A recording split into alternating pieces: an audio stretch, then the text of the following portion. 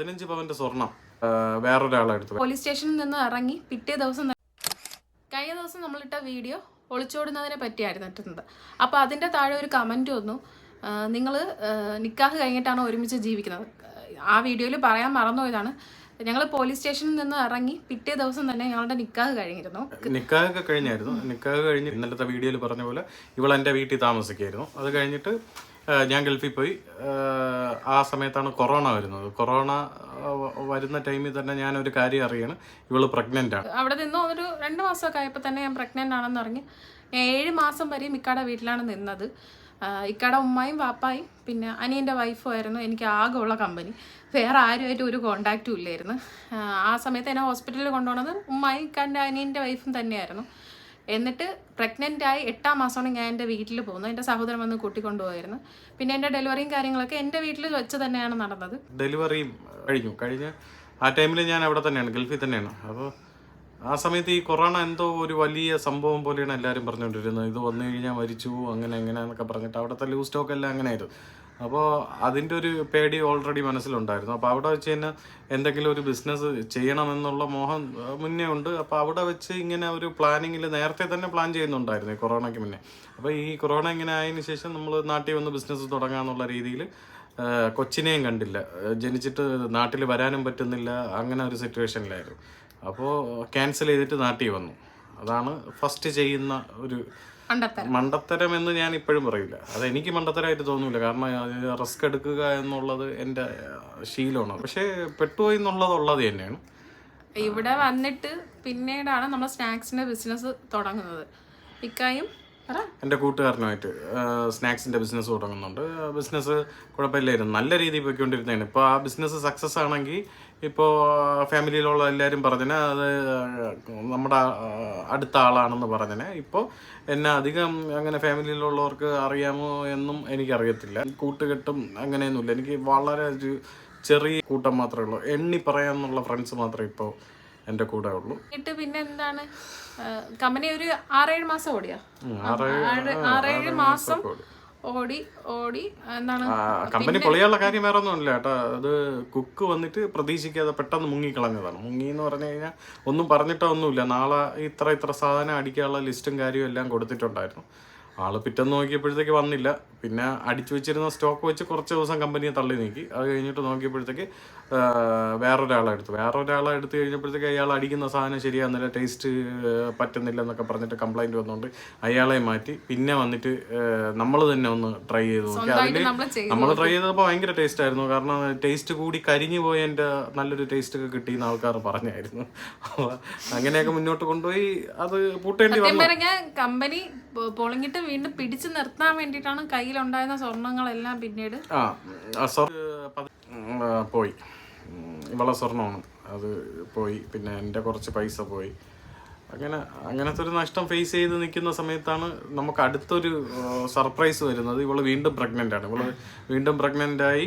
നമ്മളൊരു തീരുമാനം എടുത്തു, നമുക്ക് ഇപ്പോൾ കുട്ടികൾ വേണ്ട എന്നുള്ളത് നമ്മൾ തീരുമാനം ഉറപ്പിച്ചെടുത്തു. അത് കഴിഞ്ഞ് എൻ്റെ വീട്ടിൽ സംസാരിച്ചു. അപ്പോൾ എൻ്റെ ഉമ്മാക്കും സമ്മതമല്ലായിരുന്നു, അങ്ങനെ ചെയ്യരുത് എന്ന് തന്നെയാണ് ഉമ്മ പറഞ്ഞത്. അത് കഴിഞ്ഞിട്ട് ഇവളെ ഉമ്മാരുടെ അടുത്തും ഇത് പറയാനായിട്ട് പോയി. ഞാൻ പോയി ഉമ്മ അടുത്ത് പറഞ്ഞപ്പോഴത്തേക്കും ഉമ്മ അങ്ങനെ ചെയ്യരുത് എന്നൊക്കെ പറഞ്ഞ് ഉമ്മ ഒരുപാട് വഴക്കൊക്കെ പറഞ്ഞിട്ട് പറഞ്ഞ് ചിലപ്പോൾ ഇതുകൊണ്ടായിരിക്കും നിങ്ങളെ ലൈഫ് ചേഞ്ച് ചെയ്യുന്നതൊക്കെ കിട്ടില്ലൻ ചേഞ്ച് ആണ് വന്നിരിക്കുന്നത്. പക്ഷെ നല്ലൊരു കുട്ടിയെ കിട്ടി കേട്ടോ, അത് സത്യമായിട്ടുള്ള കാര്യമാണ്.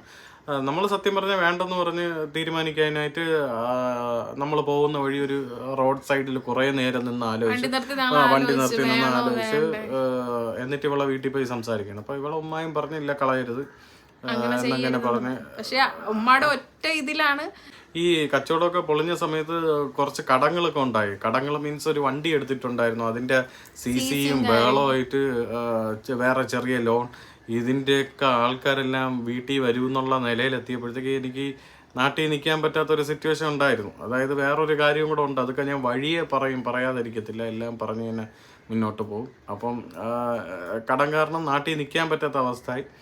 ഇവിടെ നിന്ന് മുങ്ങേണ്ടി വന്നു.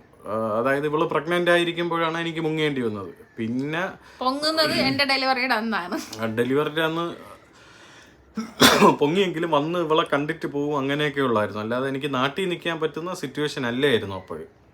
അപ്പോൾ എൻ്റെ വീട്ടിൽ നിന്ന് എൻ്റെ ഉമ്മയും പപ്പായൊക്കെ പറഞ്ഞു, നീ നമ്മളെ വീട്ടിലും അവ എവിടെയാണെന്ന് അറിഞ്ഞൂടാ, മക്കൾക്ക് നിങ്ങളുടെ രണ്ടുപേരെയും സ്നേഹവും കിട്ടണ്ടേ എന്നും പറഞ്ഞാണ് എൻ്റെ ഉമ്മയും പപ്പായും കൂടെ ഞങ്ങൾ രണ്ടുപേരെയും ഈ ഒരു വീട്ടിലോട്ട് മാറ്റുന്നത്.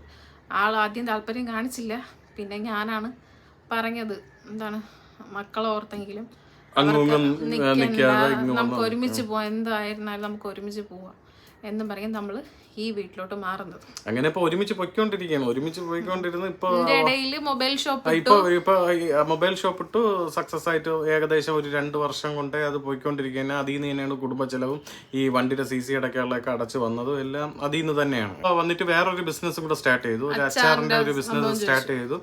നല്ല രീതിയിൽ പോവുകയായിരുന്നു. പക്ഷെ അതിലും ഒരു അടുത്തൊരു സർപ്രൈസ് നമ്മൾ ട്രംപിൻ്റെ വകയൊക്കെ വന്നിട്ടുണ്ട്. ഗ്യാസിൻ്റെ വിഷയം വന്നപ്പോൾ ഒന്ന് നിർത്തി വെക്കേണ്ടി വന്നു. കാരണം കഴിഞ്ഞ കമ്പനിയിൽ നമ്മൾ കാണിച്ച മണ്ടത്തരം എന്ന് പറഞ്ഞു കഴിഞ്ഞാൽ ഈ കുക്ക് മുങ്ങിയിട്ടും വെളിയിൽ നിന്ന് സാധനം എടുത്ത് കൊടുക്കാനായിട്ട് എല്ലാം ഈ സ്വർണ്ണമൊക്കെ പണയം വെച്ച് അതെല്ലാം പോയത്. അതുകൊണ്ട് അങ്ങനെ ഒരു മണ്ടത്തരം ഇത്തവണ പറ്റരുതെന്ന് പറഞ്ഞിട്ട് ഇത്തവണ ഗ്യാസിൻ്റെ ഇഷ്യൂ വന്നപ്പോഴത്തേക്ക് കടക്കാരെ നമുക്കിപ്പോൾ എടുത്ത കടക്കാരെ എങ്ങനെ വേണോ വീണ്ടും പറഞ്ഞ് നമുക്ക് ഇത് തിരിച്ചു കൊണ്ടുവരാം എന്നുള്ള ഒരു ധൈര്യം ഉള്ളത് കൊണ്ട് ഈ ബിസിനസ് തൽക്കാലം സ്റ്റോപ്പ് ചെയ്യാനാണ് ചെയ്തു. കാരണം ഗ്യാസ് എന്ന് പറഞ്ഞാൽ നമ്മൾ മറ്റേ വാണിജ്യ സിലിണ്ടറല്ല എടുത്ത് ചെയ്തുകൊണ്ടിരുന്നത്, നമ്മൾ ഈ വീട്ടിൽ കിട്ടുന്നില്ലേ ആ സിലിണ്ടറാണ് എടുത്ത് ചെയ്തുകൊണ്ടിരുന്നത്. അപ്പോൾ അതിൻ്റെ ഒരു ബുദ്ധിമുട്ട് വന്നപ്പോഴത്തേക്ക് നമ്മളൊന്ന് തൽക്കാലമായിട്ട് നിർത്തി വെച്ചിരിക്കുകയായിരുന്നു. പിന്നെ ഇപ്പം തുടങ്ങാനായിട്ട് നിന്ന ടൈമിൽ നോക്കിയപ്പോഴത്തേക്ക് എൻ്റെ ഹാർട്ട് പുതിയൊരു സർപ്രൈസ് തന്നിട്ടുണ്ട്. ഇപ്പം ആ സിറ്റുവേഷനിലാണ് നിൽക്കുന്നത്. എൻ്റെ ഹാർട്ട് പറഞ്ഞ് മോനെ നീ കുറച്ച് റെസ്റ്റ് എടു, ഞാൻ പറഞ്ഞിട്ട് നീ ഇറങ്ങിയാൽ മതി എന്നുള്ള രീതിയിലാണ് ഇപ്പം നിർത്തിയിരിക്കുന്നത്. പക്ഷേ ഞാൻ വിട്ടുകൊടുക്കൂല. എനിക്കറിയില്ല, എനിക്ക് അങ്ങനെ ഒരു അസുഖമുണ്ട്. എത്ര നാൾ അതുകൊണ്ട് നടക്കേണ്ടി വരും എന്നുള്ളതൊന്നും എനിക്കറിയത്തില്ല. എന്തായാലും ഞാൻ അതിനെ ഫേസ് ചെയ്ത് മുന്നോട്ട് പോകാൻ തന്നെയാണ് തീരുമാനിച്ചത്. പിന്നെ രണ്ടാമത്തെ മോള് അവളെ വന്നിട്ട് മിസ് ചെയ്തിരുന്നെങ്കിൽ അതൊരു വലിയ മിസ്സിങ് ആയിപ്പോയില്ല. അവള് സെറ്റ് എന്ന് പറഞ്ഞാൽ ആദ്യത്തെ മോളും ഓക്കെ തന്നെയാണ്. രണ്ടാമത്തെ മോളെ കളഞ്ഞിരുന്നെങ്കിൽ അത് ഭയങ്കര ഒരു നഷ്ടമായിരുന്നു എന്ന് മാത്രമേ ഞാൻ പറയുന്നുള്ളൂ. അപ്പൊ ഈ സ്നാക്സിന്റെ ബിസിനസ് ചെയ്തുകൊണ്ടിരുന്ന സമയത്ത് ഇത് പൊളിഞ്ഞ് ആ സമയത്താണ് എനിക്ക് ചെറിയൊരു നെഞ്ചുവേദന. അതായത് ഇപ്പൊ ഞാൻ പറഞ്ഞില്ലേ ഹാർട്ട് ഇപ്പൊ ചെറിയൊരു പ്രശ്നമായിട്ട് നിൽക്കുകയാണ്. അപ്പോൾ അത് കണ്ടുപിടിച്ചത് വന്നിട്ട് 2020-ലാണ്. അതിനെപ്പറ്റി വീഡിയോ ഇട്ടിട്ടുണ്ട്, അത് കണ്ടു കഴിഞ്ഞാൽ നിങ്ങൾക്ക് കുറച്ച് മനസ്സിലാവും അതെന്താണെന്നുള്ളത്. ആ അസുഖം HCM എന്ന് പറഞ്ഞിട്ട് ചെറിയൊരു അസുഖമാണ്, 500-ൽ ഒരാൾക്ക് വരുന്ന ഒരു അസുഖം. അതെ, റയറും കൂടെയാണ്. അപ്പം അന്നാണ് അത് കണ്ടുപിടിക്കുന്നത്, ഇങ്ങനെ ഒരു അസുഖം ഉണ്ടെന്നാണ് ഇങ്ങനെ ഒരു സംഭവം ഉണ്ടെന്നേ നമുക്കറിയാം. ഇതൊരു രോഗമാണോ എന്നൊന്നും ഇതിന്റെ ചികിത്സയെ പറ്റി അല്ല. ഇത് ആദ്യം കണ്ടുപിടിച്ചപ്പോഴത്തേക്ക് അവിടെ നിന്ന് ഡോക്ടർ പറഞ്ഞായിരുന്നു ടെൻഷനൊന്നും അടിക്കാതെ സിമ്പിളായിട്ട് നടന്നതായിരുന്നു. ആ സമയത്ത് സിമ്പിളായിട്ട് നടക്കാൻ പറ്റിയില്ല, കാരണം അത്രയും ടെൻഷൻ ഉള്ളതുകൊണ്ട് ടെൻഷൻ അടിച്ച് തന്നെ നടന്നു. കേട്ടിട്ട് കുറച്ച് പേരിങ്ങനെ നല്ല നല്ല കമൻസ് ഇടുന്നുണ്ട്. പിന്നെ കുറച്ച് പേര് വന്നിട്ട് നീ അങ്ങനെ ആവൂ, നീ ഇങ്ങനെ ആവൂ, ഇങ്ങനെ ശാപം കിട്ടും, അങ്ങനെ ശാപം കിട്ടും, നിന്റെ മോള് ചാടിപ്പോവും എന്നൊക്കെ പറയുന്നുണ്ട്. അതൊന്നും ഞാൻ കാര്യത്തിൽ എടുക്കുന്നില്ല, കാരണം അതെ ഇതിലും വലിയ ഇതൊക്കെ തലയിലിരിക്കുക തന്നെ ഇപ്പോഴും ഉണ്ട്, ഒരുപാട് ടെൻഷൻസ് ഉണ്ട്. അതുകൊണ്ട് ഇതൊന്നും ടെൻഷനായിട്ട് എടുക്കുന്നില്ല. ഇനി മുന്നോട്ട് ഫേസ് ചെയ്ത് തന്നെ മുന്നോട്ട് പോകും. ഞാൻ ആദ്യമൊക്കെ ഈ പറഞ്ഞ കണക്ക് ക്യാമറയുടെ ഫ്രണ്ടിലൊന്നും വരത്തില്ല. പക്ഷേ ഇപ്പോൾ വന്നത് ഈ യൂട്യൂബ് വെച്ച് തന്നെ എനിക്ക് വേറെ കുറച്ച് ലക്ഷ്യങ്ങളുണ്ട്. യൂട്യൂബിൽ നിന്ന് പൈസ വാങ്ങണം അങ്ങനെയൊന്നുമല്ല, എനിക്ക് എൻ്റെ പ്രോഡക്റ്റ് സെയിലാക്കണം. അതിന് വേണ്ടിയിട്ട് കുറച്ച് പേരെങ്കിലും അറിഞ്ഞിരുന്നാലും നമ്മുടെ വീഡിയോസ് കാണുന്ന കുറച്ച് പേരുണ്ടെങ്കിലും അവരുടെയൊക്കെ സപ്പോർട്ട് കൊണ്ട് മുന്നോട്ട് പോകാൻ പറ്റും എന്നുള്ള പ്രതീക്ഷ കൊണ്ട്, ഇത് കേരളമായതുകൊണ്ട് മാത്രം ഇങ്ങനെ വന്നിന്ന് സംസാരിക്കുന്നത്. ഇനി എന്താണ് പറയാ?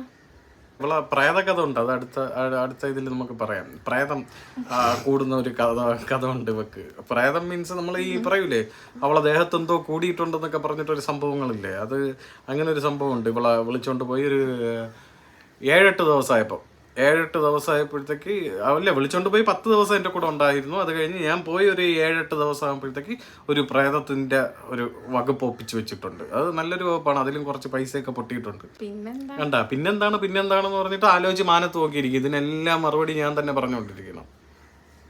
വീണ്ടും ഇരുന്ന് ആലോചിക്കുന്നു. ചാടി പോകുമ്പോൾ ഓർക്കണമായിരുന്നു എന്ന് പറഞ്ഞിട്ട് ഇതാ ഇപ്പോൾ ഒരു കമൻറ്റ് വന്നിട്ടുണ്ട് കേട്ടോ ഈ വീഡിയോ എടുത്തുകൊണ്ടിരിക്കുമ്പോൾ. അങ്ങനെയാണ് ഞങ്ങൾ ഈ വീട് വരെ എത്തിയത്.